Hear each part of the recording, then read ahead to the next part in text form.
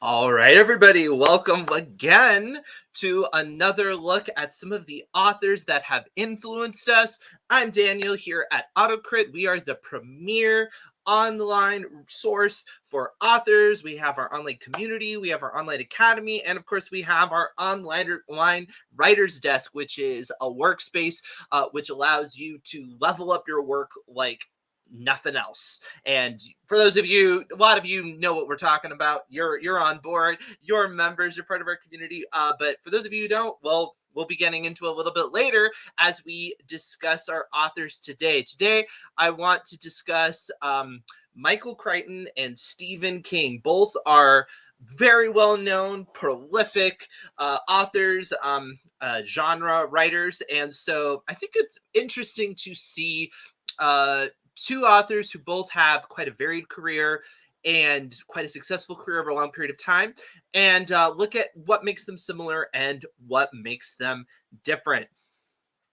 So before we get started, one reason why we are doing this is because this is NaNoWriMo month. And of course, a lot of us are busy working on our 50,000 words for the month of November. It looks like MJ, you're 5,000 word behind. Uh-oh. No, you'll be able to catch up and you'll be going in 500 words. That's not nearly so bad. 3,000 words, about usual for me. I mean, it happens. The trick with NaNoWriMo is just not letting it snowball, right? As authors, we have a tendency to want to push things out a bit. And, oh, where is my Nano helmet? You know what? I'm sorry. I forgot my Nano helmet today. Where is it? I don't know. You know what? I think my son took it. I have a little 5-year-old and he likes, or a 6-year-old, and he likes to snatch stuff. He likes to be a Viking. I mean, who doesn't? So I'm on par. Look at you, Cassie. Go. Whoop whoop. All right. Anyway, what was I saying? Yes, as authors, we tend to procrastinate. We tend to put things off, and that can be an effective strategy. I don't want to like make you feel too beaten up about it, but for something like Nano, let's really try to treat it as a great way to build up some goals, some author habits, and it can be super helpful to sort of rein yourself in a little bit, like, well, let's push yourself a little bit. Maybe you do procrastinate a bit too much. Sure, you can always binge write, but is that always the answer? I don't know. So it ends up being about 1666 words a day. And again, opportunity to build writing habits. I keep repeating this, but I just want to reiterate this, especially for anyone who's just joining us. The way to get this done, and the way really to get any drafting done, is to not slow you down with perfectionism. Don't struggle over word choice. Don't struggle over, I don't know, is this the exact right way, perfect way of doing? No, do it. You'll fix it later. Right now, your job is to push yourself forward. Get it out there. Just go for it, race car mode. Turn off that inner editor. Again, if you have an inner editor and they're saying, this is terrible, and you ask them, well, why is it terrible? And they're like, I don't know, it's just terrible. Well, they're a terrible editor, right? If you actually paid somebody to edit your work and they just emailed you back, this is terrible, and you said, well, why is this terrible? And they're like, I don't know. You would fire that editor, right? So fire that editor. If that's what your editor is doing, if that's what your inner editor is doing, don't listen to that inner editor. Just tell it to shut up. Now, if it gives you specific feedback, you might want to address that. If it's like, well, I don't know if there's enough motivation going on here and it's something actually actionable, okay, maybe work on that. But most of the time it's not. It's just your doubt. It's just your imposter syndrome, and it's no good. It doesn't do you any good. Like, it doesn't give you anything to even work on. It's just negative. Like, yeah. It's like, what was it, Luca, where it's Silencio Bruno, right? Yeah, you need to do the same thing. But keep in mind, it doesn't benefit you to just trash your 50K goal with filler nonsense. There's so many memes about this too. It's like the characters are just talking and like, why are you even saying this? Well, my writer had to get the 50,000 words out somehow. Yeah, don't do that. Don't just cheat yourself. Like, nobody cares, like if you say I did 50,000 words, it was all nonsense. Well, what are we going to know? But don't cheat yourself. That's no fun. That's no fun at all. All right. We discussed outline and pantsing already. So I'm just going to jump right into author comparisons, right? When we get inspired by authors, it really can be from either the way that they're writing, that mechanical, word choice, sentence structure, all that nitty gritty stuff, or it can be a bigger abstraction of like the way they tell a story, right? The pacing of the plot, their character complement, things like that. And really, uh, we can't help the fact that we're inspired. And to some degree, taking a step back and doing this consciously is one of the best ways to avoid just coming across bland or expected. Some people who are new authors get concerned when you talk about inspiration because immediately they're thinking, well, I don't want to just be a ripoff. I don't want to just model myself after somebody else.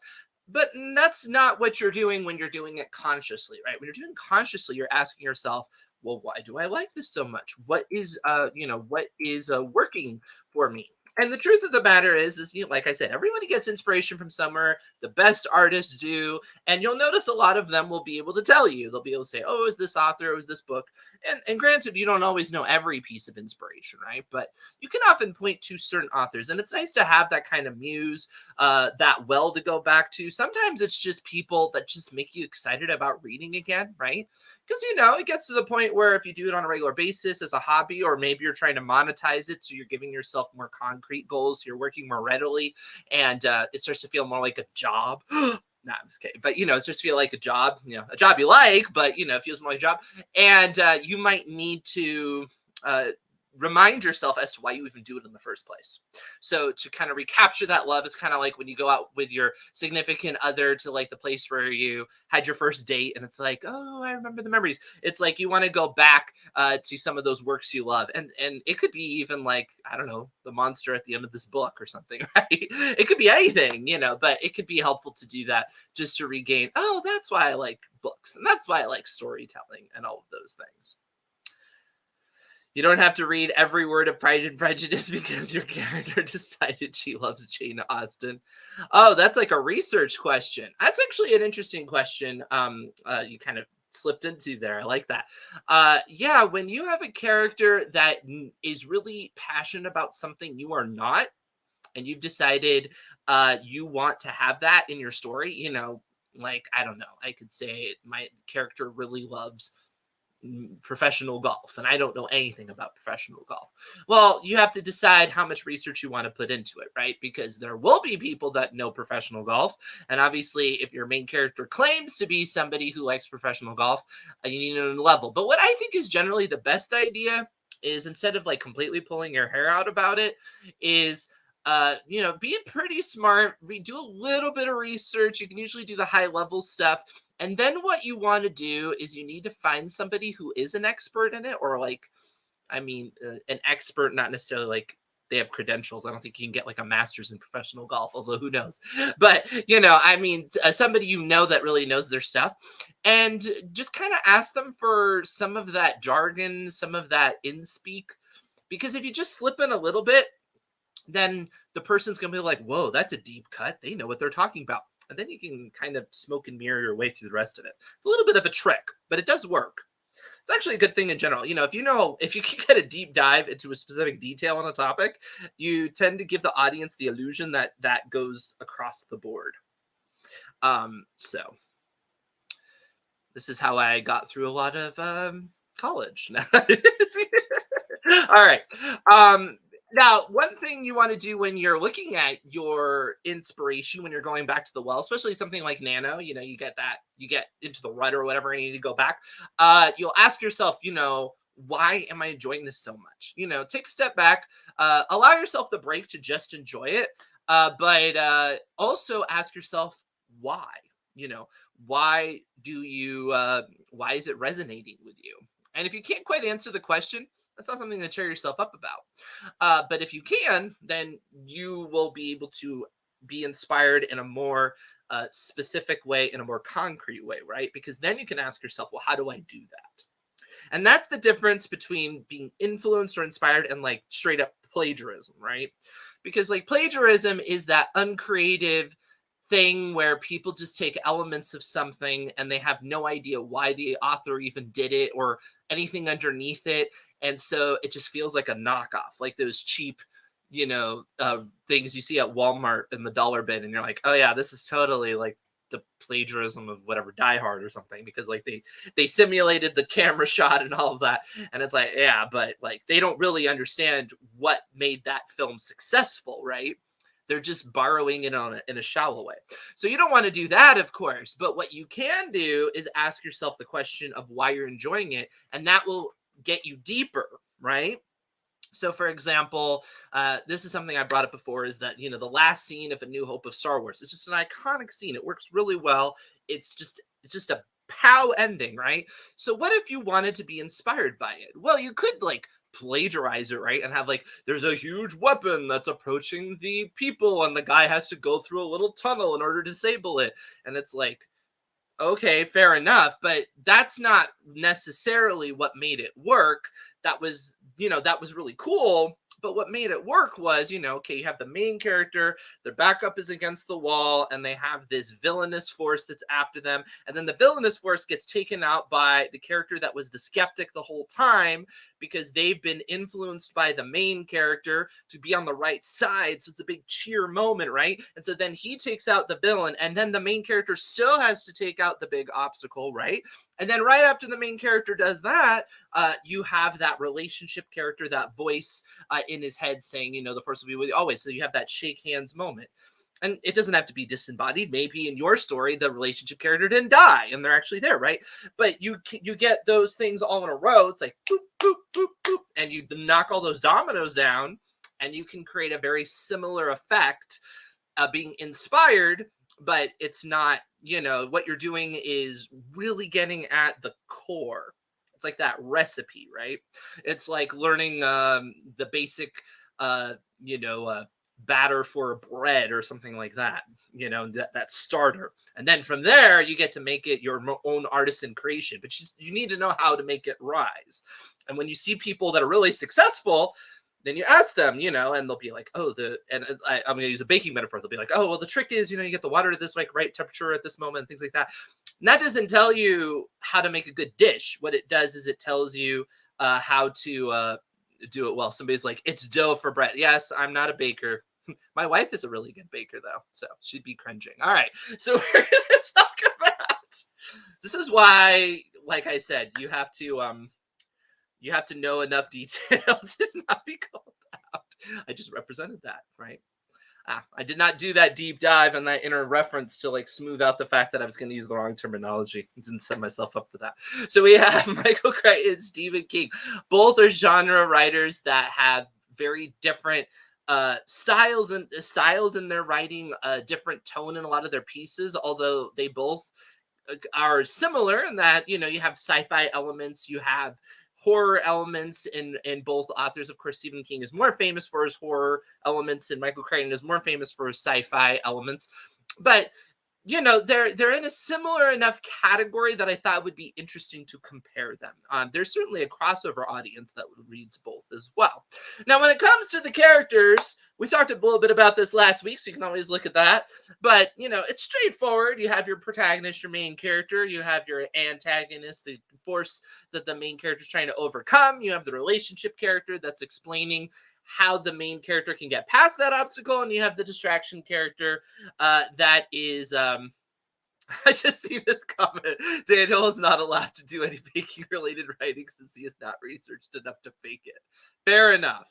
I promise I will not write about baking for a while. But you have your distraction character that represents the wrong way to get past the obstacle, right? And so, or they represent kind of just the evil attitude in the story. Sometimes it's not, it's that kind of thing. If there's an angel on the shoulder and there's a demon on the shoulder, it's something like that. So if you take something like, and then you have your background characters. These aren't the ones that are driving the story plot. Usually they're more filling in the gaps of what the story world's mind is like, different worldviews, things like that. So take a story like, I don't know, Jurassic Park. And let me kind of adjust my screen here. It's a little bit big. Let's sorry about that. I did not expect it to be so zoomed in.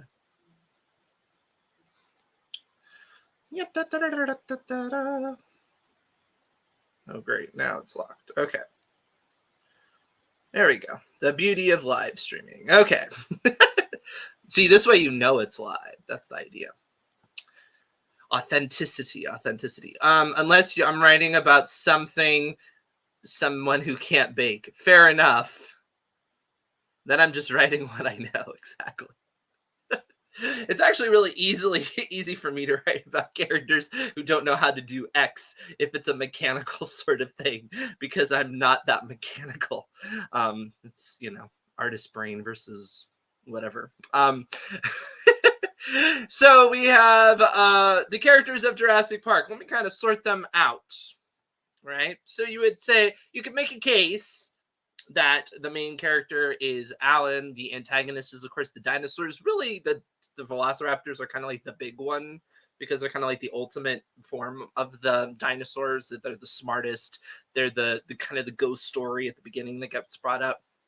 The relationship character in the movie is Hammond in terms of he makes the ultimate decision to not actually keep the dinosaurs. But in a sense, I would say it's also the Dr. Ellie as well, because she's the one that has to say, you had no control. That's the illusion and things like that. But he's the character that conversation takes place, right? So he ends up personifying that. And then you have Nedry, who's just the personification of the greed and the way to exploit all of this. And then you have sport character Muldoon. He's along for the ride. You have Ian Malcolm, who's that cynical person that's just like, none of this is a good idea. None of this is going to work. The lawyer ends up being emotion, and Ellie ends up being reason. She's always coming up with a plan. And these types are not extreme in terms of they don't like just pigeonhole people, but more or less this is what they represent. So you can see, if you wanted to make a similar sort of story to Jurassic Park. Oh, the children. Yeah, I would say the children are also emotion characters. That's a very good point. But remember, the lawyer is like kind of the ultimate emotion because he basically gets eaten just because he just panics and goes off in whatever. So it's kind of like the ultimate of that. But yeah, you can make the case. I mean, there's other characters too, like what's his name? The other guy the Samuel Jackson's character. I can't remember his name. He's also a support character too, right? Or a reason character. He's those sort of characters end up kind of just being around, unfortunately. All right, so what was I saying? Oh, yes. If you wanted to be influenced by this, you would think of it in the same way in terms of those elements, right? I wouldn't say you should be inspired by Jurassic Park and be like, oh, I love this story. Therefore, I'm going to build, make a book about a dinosaur theme park or whatever. Or I'm not going to do dinosaurs. I'm going to do, I don't know, a theme park with mechanical werewolves and they're going to go awry. It's like, well, that's kind of still really similar, right? But what you can do is look at those baseline elements, right? It's like a character like Ian Malcolm. Why do you like him? You like him because he's really smart, he's really capable, and he's just kind of mocking the thing as you go along. Well, I mean, you could definitely write a character like that, right? Why might you like scenes like such in the movie where you have, Ellie yelling at Hammond about, the control and things like that? Well, it's like that was a great way of demonstrating the themes, right? So think of that. Think of a situation where you can have characters really hashed out and they can express those big concepts of what you're talking about. You thought it was comic relief? Oh, it is. I mean, just because they reacted emotionally doesn't mean that it has to be some sort of tragic thing, right? My point is that the reaction to dinosaurs, like what's your reaction to the problem? And he just represents the just base human, sort of reaction, right? And so it fleshes out the world. If you didn't have the lawyer, you wouldn't have any character to show you that, right? They wouldn't dramatize that. And so that worldview wouldn't really be there. Although you do have the kids as well. I think that's a good example where you have both. And that's one reason why I think you have both, because the lawyer has to be the one that's like the ultimate form who gets destroyed. And then the kids stick around. And so you don't lose that entirely. But imagine the story without it. You would be missing characters that are reacting in that same sort of baseline human way, right? And that's why it's helpful to think about it in that sort of way when you're doing your work. Look at your character complement, because you don't want to have missing pieces, because it might mean you're not taking advantage of the premise, right? Because ultimately, what makes Jurassic Park so awesome is the premise, but what makes it even more awesome is that the premise is executed so brilliantly with the way it's spread out among all of the characters. I read a book that followed this beat by beat, except it was mythological characters. As you'd guess, it was horrible because he didn't understand why Jurassic Park was good. Exactly, right? Yeah, I think in that way, Stephen King is totally correct in the way that he bashes plots. Like if you read Stephen King's writing, like On Writing, for example, aptly named, he will say, I don't have much of a place for plots. Plots are like best kept under lock and key, and I just like to discover, right? And there's something to be said about that, because if you get into this mindset, and we're a big advocates for beats. I'm not saying anything wrong about beats, but you can't abuse them, right? You can just be like, well, I'm just going to go down that checkbox and I'm just going to go through the motions. But if you're not thinking about what goes underneath it, then it'll just be like characters are just doing things for the sake of doing things, and it's just going to be really flat. It'll just be like, and then they went off on their adventure, and then there was an obstacle, and then they got past the obstacle, and you're like, okay, but I don't really care, right? So, and this is why I think people do correctly identify that it's not something like an exact science, right? It's art and it's creative. And even though we can dissect it and we look at it in these ways, there's a lot of wiggle room in terms of the way you do it. And again, you need to think about these extra elements, these it's hard to even like describe exactly. It's one of those where you just know it, right? The whole is bigger than the sum of the parts. And so your best way of getting there is to understand the parts, so you're doing the parts correctly. But there's a point in which when all the parts are working together for just some reason, it feels like magic. It just becomes so much bigger, right? And there is a level to that that's still kind of mystical and fun and exciting, and that's one reason why it's so much fun to write, because you always hope for that to happen, and not every piece you write it's gonna happen. And if it hasn't yet for you, don't panic. Just keep working at it, because you just keep reorienting those pieces together, and eventually lightning will strike. You got to have the pieces in place, but that doesn't mean lightning's going to strike every time. All right, so we talked about magic systems last week because we were specifically talking about fantasy, but I'm going to use that term on a broader level to talk about the difference between Michael Crichton and Stephen King, because that's really one of their biggest differences, and one reason why Stephen King feels much more fantasy in his tone, or horror, of course, when he's instilling fear in you. But in many ways, even the horror has a lot of fantastical elements, right? Whereas Michael Crichton, his horror, like Jurassic Park, has a lot more science elements. And the reason why is because Michael Crichton likes to spend a lot of time justifying what's going on in his stories. Stephen King does not. And both are fine. Both are completely successful. They're just different. If Stephen King wanted to sit down and explain to you exactly the physiological reason why something is happening, it actually would diminish his work. And I would say that a lot of his fans and his followers would say that his works where he goes that direction doesn't tend to be as successful as the ones where he doesn't. And I would say kind of the flip side of Michael Crichton. I would say the Michael Crichton stuff that tends to be less systematic and less science oriented. I mean, Michael Crichton is not at all hard science, but he does justify it a lot more, right? And it gives a sense of weight and realism to it that doesn't really exist in Stephen King. Stephen King gets to his believability and realism through his character work, which is excellent.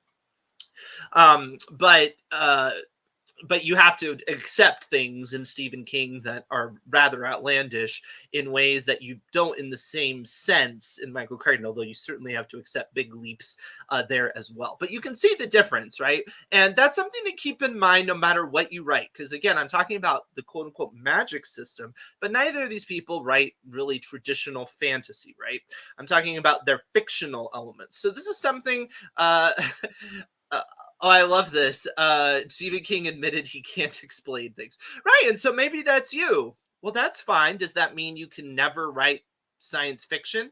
Well, it depends on how you define science fiction, not traditional science fiction, because traditional science fiction, yeah, people are looking for that explanation. But if you're writing stuff with science fiction elements, like a space fantasy, like Star Wars, well, nothing is explained in Star Wars, really. And again, when George Lucas tried to explain it a bit with like the midi-chlorians and stuff, it didn't go very well for him. It felt tacked on. It didn't feel like it really fit. People didn't like it. And so, yeah, you need to keep in mind with your work, your fantastical elements, whatever it is they are, or otherworldly or beyond, like hyper reality, whatever it is. Because let's say you're writing a romance, right? That doesn't mean it doesn't have something kind of like a magic system. It just depends, right? What kind of plot contrivance does the audience have to go with in order for your plot to work?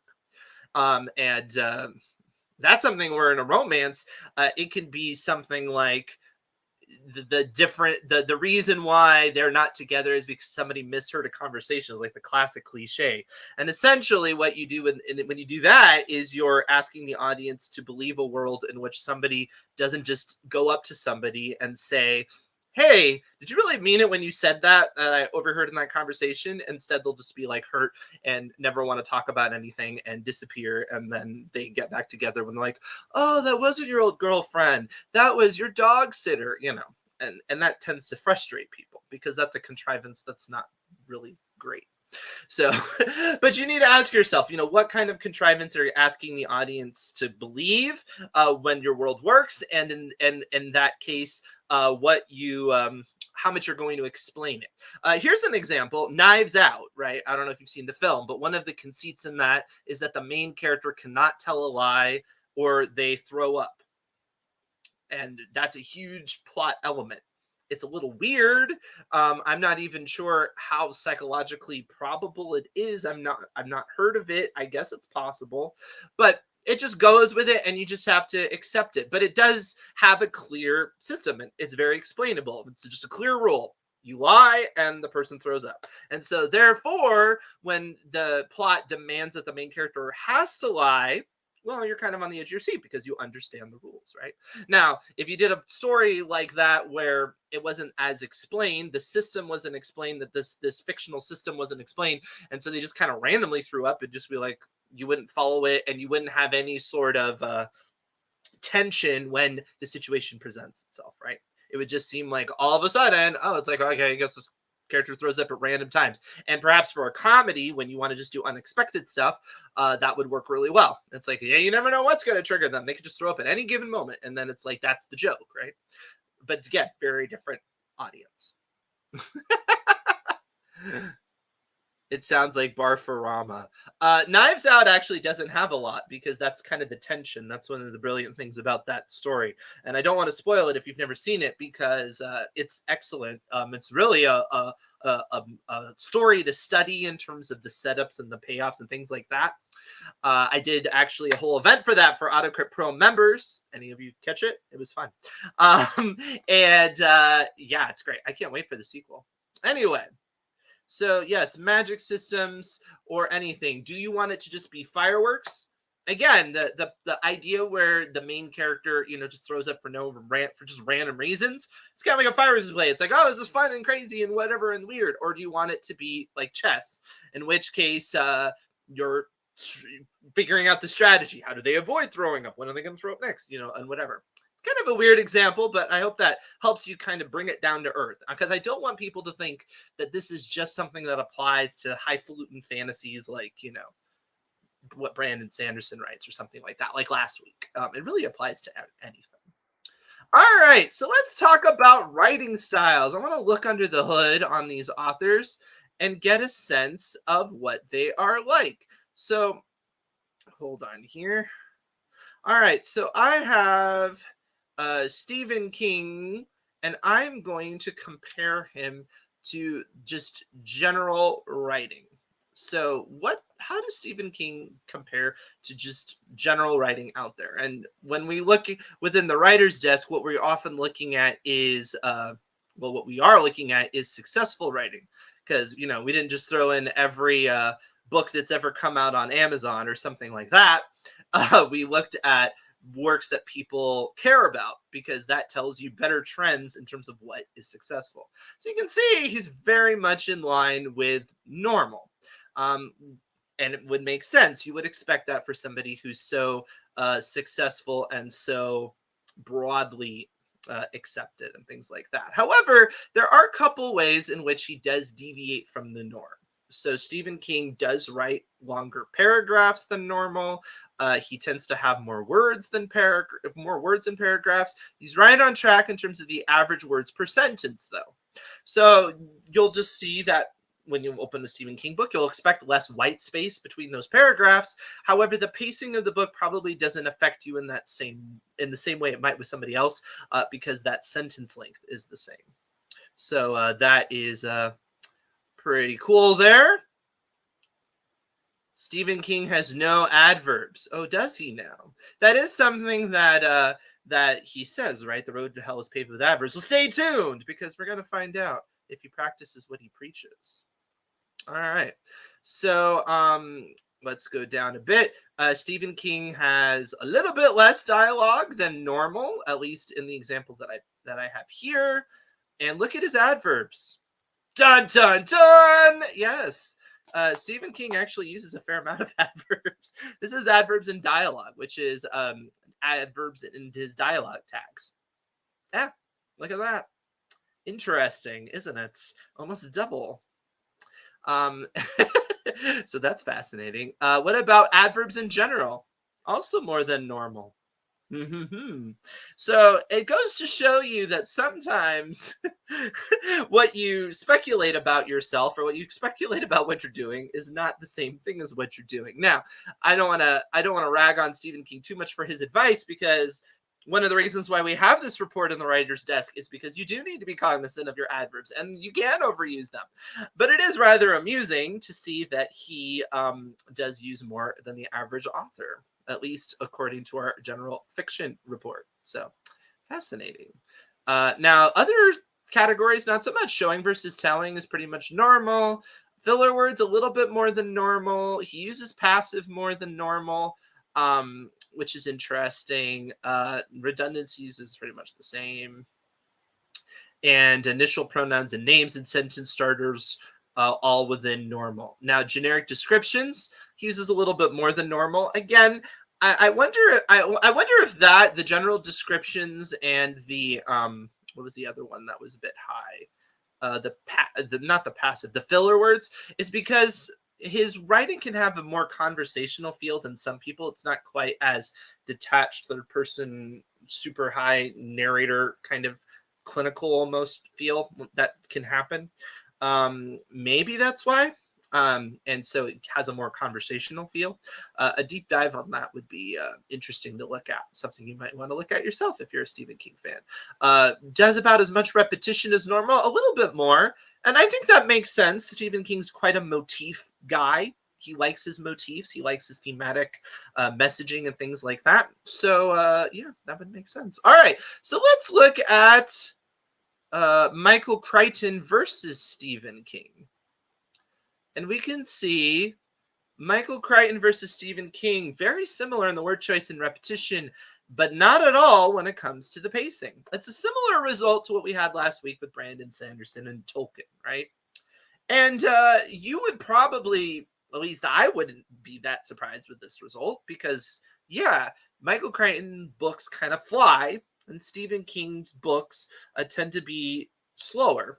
and I'm not saying this in a bad way. I'm saying this, it's just, there's something, there's a different kind of feel to the book. Michael Crichton feels like he's just tearing you through the story whether or not you want it or not, and Stephen King is laying it out and beckoning you to go further. It's just a different sort of approach, and both of course are completely valid, but it is helpful to know in a sense which one you're doing, right? What kind of writer are you? Are you the writer that wants the book that somebody's going to tear through on an airplane and like they can't put it down sort of thing? Or are you the writer that's more something that you want the audience to kind of um, like a bedtime story sort of feel, as it were? And obviously I'm generalizing, but I'm just trying to show the contrast between the authors. I'd be curious to hear your comments if you feel the same way. But it is a dramatic difference if you look at how many of their paragraphs are considered slow paced. So you can see Michael Crichton gives the readers a lot more white space than Stephen King does. So he deliberately sets up that rhythm so that you're pulled through quicker. The average words way less, right? Almost half.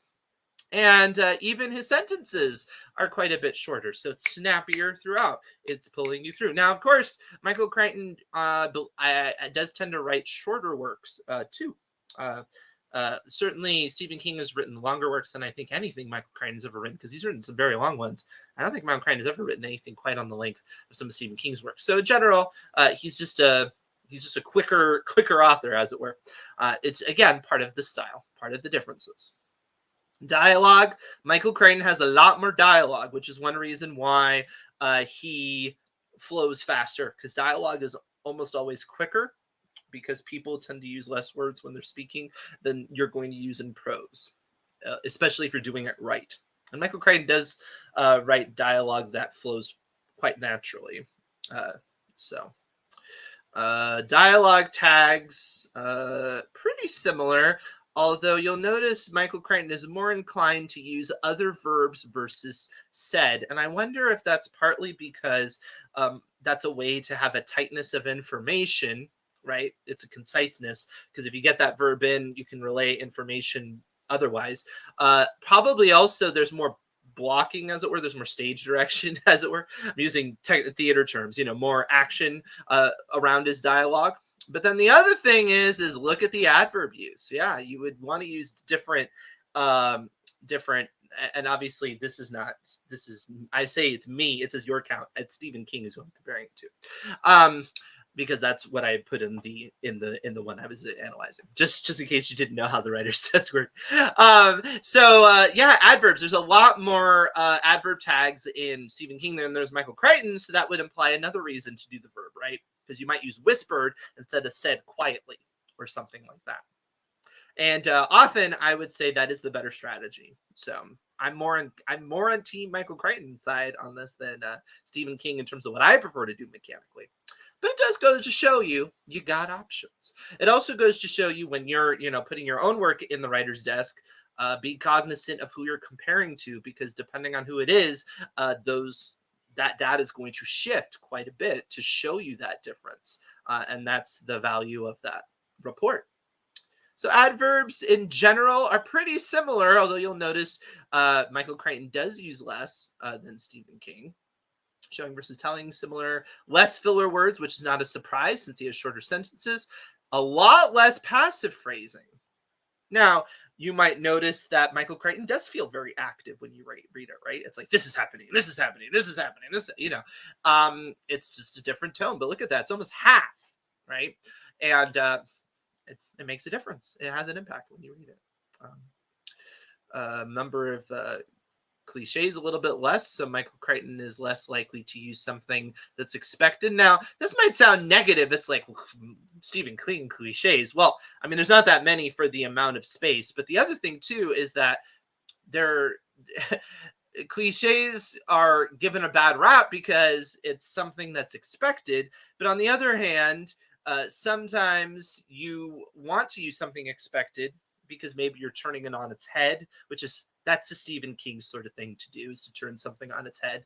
And the other thing too, again, is that kind of conversational style. When you're saying things in a way that people are familiar with, it can actually make you feel like you're at home. It's like, oh, I get that idiom. I get it. I understand what you're saying. That metaphor is not weird. If you say something's a piece of cake, it's like, okay, I get that. If you used a more original one, not always the best choice. So again, it's a choice. It's something to think about. Generic descriptions, Michael Crichton uses less. Again, this is a way to make your language more concise. Stephen King uses more, which means he has to say more words to get to what it is he's talking about. Because Michael Crichton uses less of them, he's able to make his sentences shorter.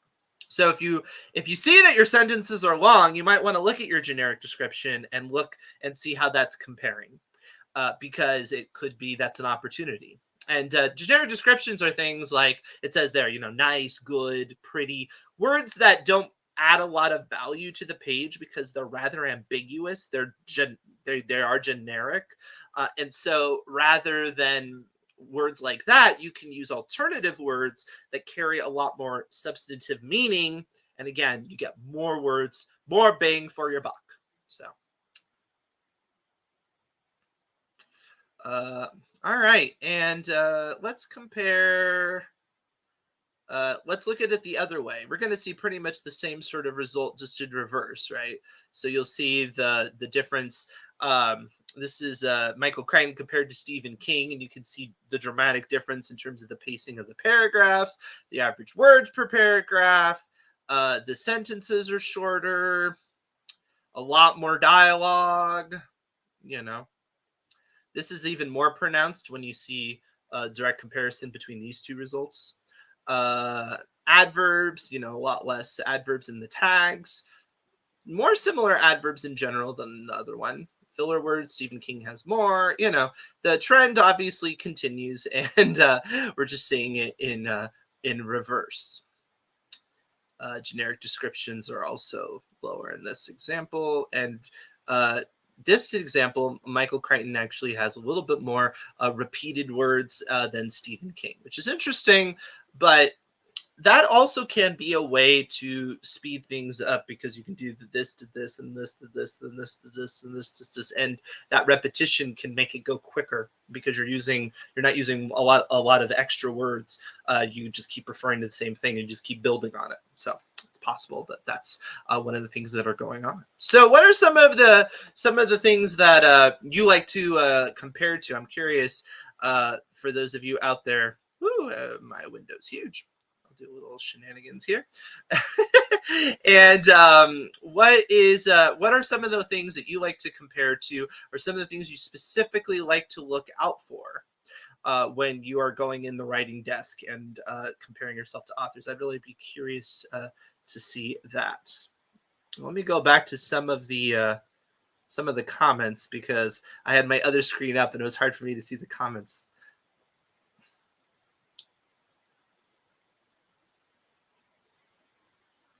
Oh, passive makes sense for Stephen King because he likes nostalgia. That is correct. That makes a lot of sense.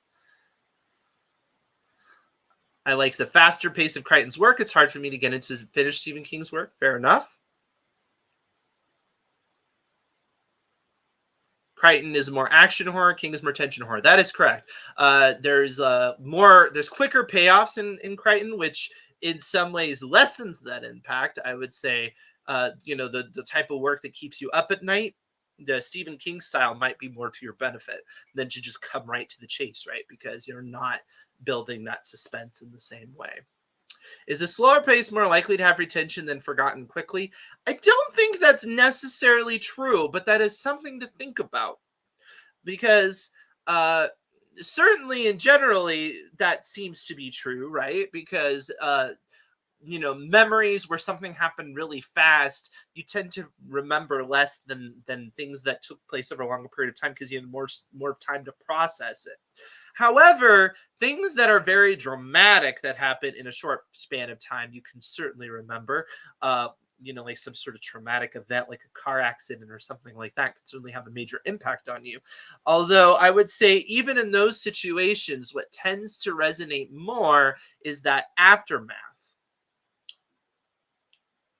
How much description they use. Yes, that's interesting. It's always interesting to know that, right? So that generic description report can be really helpful. Are you using more specific words than they are, or vice versa? You look for pacing, show versus tell, and repetitive words. Those repetition reports are really helpful because you can lose your mind, if you look at a repetition report and you're like, I'm repeating myself so much. But obviously, language, you repeat a lot. You can probably go back through this YouTube video, right? And there's a fair amount of words I'm repeating a lot. And one of the reasons why is to have a rhythm and have a cadence and to build and things like that. Of course, this is just conversational, but the same thing applies when you're writing prose. You're going to have a certain amount of words that you're repeating for the sake of not always introducing new information, of pacing that so it's not just constantly reorienting yourself, right? Pacing is helpful. Show versus tell is also helpful because you're going to have a certain amount of telling, because you can't just dramatize everything. You have to summarize at times, or you're going to get through your book really slowly. Or the audience may not even pick up on what it is. Some things are just too complicated or not worth it to dramatize. And so it can be helpful to see how does that compare to a normal author, or whoever is your muse or somebody you really admire in terms of that. Now, when it comes to writing styles, I really beckon you to not just think of your genre, because that's a common thing that I see, especially for people with autocrit, and it's not to your benefit uh, when it comes to mechanics, right? Because you might find that you write romance, but you like the pace of Michael Crichton. Now, Michael Crichton doesn't really write romance, right? But you might use his mechanical style, and then you can create this like fast-paced romance. And I imagine maybe we could do this sometimes. If you compared some romantic comedy writers to Michael Crichton, you would find more similarities than if you compared them to another romance author, right? Every just within a genre, you'll have different people approach the same genres. We saw that last week with fantasy, where Brandon Sanderson and Tolkien had very different ways of going about doing it. King describes a lot, and he makes his stuff really graphic. That's one reason why it's longer. He goes into more detail, which certainly not a bad thing. You'll feel as voyeuristic when he describes someone eating a sandwich as when there's a romance scene. I think that's part of his charm, as it were, right?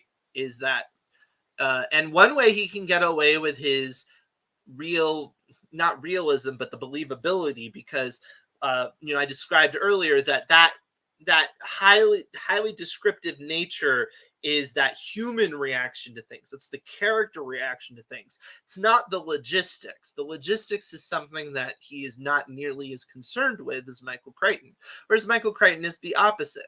Michael Crichton describes the logistics rather well, and so you can track it like it's a chess match and be interested in that, whereas Stephen King tracks it from a human perspective, and you may have very little idea of how it actually works in terms of the world. And in some ways, that's to your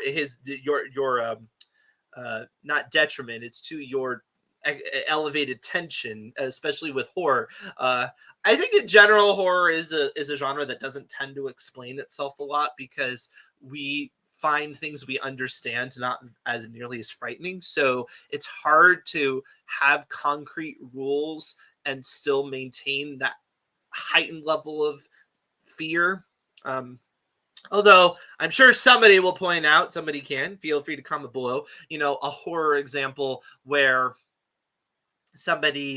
where there's a lot of world building that's quite complicated in terms of its rules, and there's a lot of ways to follow it, almost like extensive gameplay. It probably does exist, but I would say it would be the minority. You would expect that most horror is going to not really explain itself.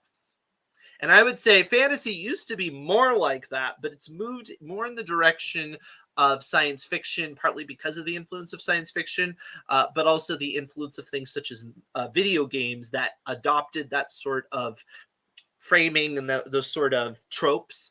And now that we're used to playing things like Magic the Gathering or whatnot that have these complex rules and systems, we want to see that fictionalized. So it kind of It went from the novels creating a game that the game had to be mechanical in order for you to actually play it, to going back to influencing the art again. So it's great to compare genres because they bleed into each other. That is correct. And again, just that style can make a difference, right? Comedy tends to be quicker, so you might again look at something like Michael Crichton if that's what you're doing, but not always. There's such a thing as like the joke that takes a long time to pay off, and that tension and that suspense. So yeah, again, it there's always different ways of doing things, and it can be helpful to compare yourself. I mean, essentially, you have a choice. When you open up that writer's desk, what you could do is you could look for the author that you're kind of the most similar to from the default. Just kind of go down the list and keep being like, well, I don't know, maybe I'm similar to this person, and then look for the one that's the closest match, and then it tells you something about yourself. It's like, oh, I didn't realize I do actually write the most like this person. Isn't that interesting? Or you can take the approach of, this is the style that I wish I could write. How close am I? Right? And I recommend lots of approaches. Try different things.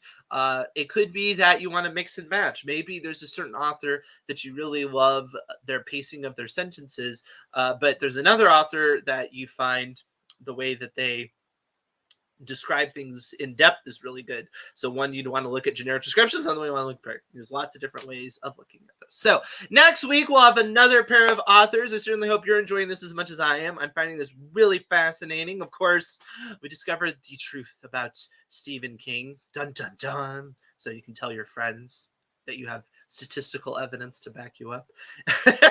And for those of you who enjoy going into the depths of writing, we do have some great workshops coming up. On Thursday, I have the Making a Hero workshop, where I'm going to explain how to make your main character compelling. So it's not as simple as saying, well, of course they're compelling. They're in every scene and everybody loves them. Well, no. We all know that we've struggled before creating a main character that people really resonate with, that people really want to root for, that people cry for, all that stuff. So we're going to talk about that, making a hero. And it could even be an anti-hero. I'm not saying this is not a workshop specifically just for the, stereotypical hero, as it were. It's for your main character, whoever that may be, but making them somebody that the audience is compelled to want to hear the story about. And then we'll have a week later, and I'm sorry, and that is Thursday and Sunday this week. You can pick either session or come to both. And then the week later, we'll have on Thursday and Sunday the Villains and Antagonists Obstacles Workshop. And I point out both because, as you may know, I'm going to do that horrible cliche. You can rag me on it. As you may know, villains and antagonists are not necessarily the same thing. You can have villains who are antagonists, and you can have antagonists that are not villains. And if that confuses you, well, perhaps you should come to the workshop and find out what I mean. But an important thing to have in your story, and a critical element, is a major obstacle that is compelling. And we all know that we have stories that the villain was just kind of or the obstacle was kind of we loved it, but we weren't on the edge of our seats. We weren't that compelled with because they just didn't pull that off. It's something that people have criticized about plenty of major works. So you don't want to be one of those works. You want to have the sort of character where the audience is going to debate, well, I don't know, do I want to dress up as the hero or the villain? Or, I can't wait for them to take on that obstacle because it's just horrible and it's got to be defeated, and yay, and things like that, for sure. Yes. Thank you. You just had to go there. I would sing it, but I don't want this pulled down for copyright infringement. Anyway, going to the 80s. All right. So please join me for one of those. The nice thing about both of the workshops is that they include a lot of my fun musings, but we're also going to do fun exercises throughout. So we're going to get right into the trenches. I'm not just going to tell you a lot of stuff. We're going to get into the trenches, and we're going to do things immediately. And so we're going to have to, use your brain a little bit. So come prepared to work a little bit. It is called a workshop after all. And then when it's done, from everything you learned, you'll get a profile to fill out, and then you'll send that back to me, and then I'll give you an analysis on that. So you'll get, personalized feedback of your character. So this is a great way to vet your characters and see what I will think. And I'll give you all kinds of feedback from, this is what I love about the character. So please do a lot of this. This is what I wish you would have more about your character. This is some opportunity because you've set up this. So I hope you take advantage of that. Things like that. I love getting into the nitty gritty, analyzing. I love to do that kind of stuff. So anyway, please like and subscribe this channel if you haven't, because we're going to have more workshops coming up, more live streams such as this. Next week, we have another pair of authors, like I say, but I hope to see you around the AutoCrit community in the future. Bye, everybody. You have a great day, okay?